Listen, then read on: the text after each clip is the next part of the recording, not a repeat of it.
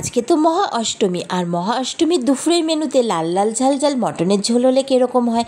তার জন্য সবার প্রথমে একটা পাত্রের মধ্যে 1 কিলো পরিমাণের মটনের মধ্যে পরিমাণ মতো নুন, হলুদ, লঙ্কার গুঁড়ো, ধনের গুঁড়ো, জিরের গুঁড়ো, গরম মশলার গুঁড়ো, একটু গোলমরিচের গুঁড়ো, আদা রসুন কাঁচা লঙ্কা বাটা, বেশ কিছুটা পরিমাণে কাঁচা সরষের তেল দিয়ে মটনটাকে ভালো করে মেখে নিয়ে 2 থেকে 3 ঘন্টার জন্য রেস্টে রেখে দিতে হবে।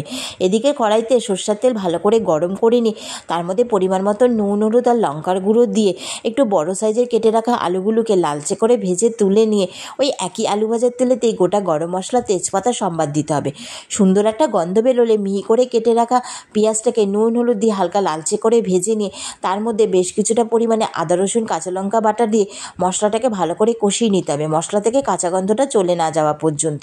তার মধ্যে মিডিয়াম সাইজের একটা টমেটো বাটা দিয়ে আরও বেশ কিছুক্ষণ কষাতে হবে। টমেটোর কাঁচা গন্ধটা চলে গেলে তার মধ্যে পরিমাণ মতন ধনের গুঁড়ো, জিরের গুঁড়ো, লঙ্কার গুঁড়ো, নুন, হলুদ, সামান্য পরিমাণ মিষ্টি দিয়ে আবারও মশলাটাকে ভালো করে কষিয়ে নিতে হবে। সব মশলা ভালো করে কষিয়ে গিয়ে তেল ছেড়ে গেলে মেখে রাখা মটনটা দিয়ে দিতে হবে, আর বাটি দেওয়া সামান্য পরিমাণ জল দিয়ে মিডিয়াম টু হাই ফ্লেমে মটনটাকে ভালো করে কষিয়ে নিতে হবে। আর মটন যত ভালো করে কষাবে বা যতক্ষণ বেশি করে মেখে রাখবে মটনের টেস্ট তত ভালো হবে। তার মধ্যে ভেজে রাখা আলুটা দিয়ে মটনের সাথে আলুটাও ভালো করে বেশ কিছুক্ষণ কষিয়ে নিয়ে একদম লো ফ্লেমে 40 থেকে 45 মিনিটের জন্য স্টিমে রেখে দাও।